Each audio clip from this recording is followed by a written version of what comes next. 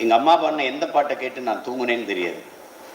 ஆனால் எங்களை எல்லாம் தாலாட்டி தூங்க வைத்த ஒரே பாட்டு எங்களின் ஆண் தாய் எங்கள் ஐயா இளையராஜா அவர்களுடைய பாட்டு தான்.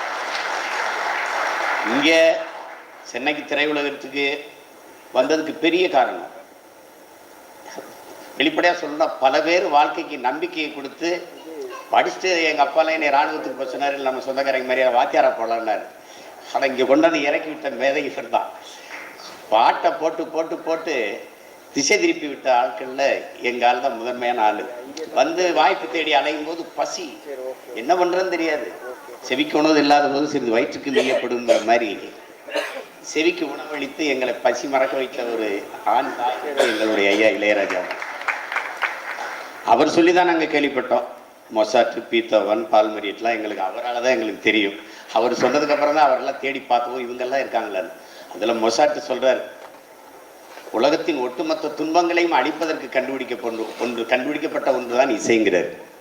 உலகத்தால் இசையால் அடைய முடியாத இன்பமும் இல்லை, இசையால் துடைக்க முடியாத துன்பமும் இல்லைன்னு.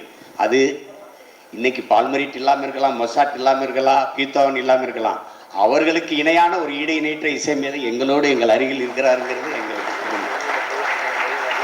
படித்த இசையை வைத்து பாட்டு போட்டுடலாம். ஏன் நான் கூட பாடுவேன், யார் வேணாலும் பாடலாம். ஆனால் மனித மன உணர்வை இசையால் மொழிபெயர்க்கிற ஆற்றல்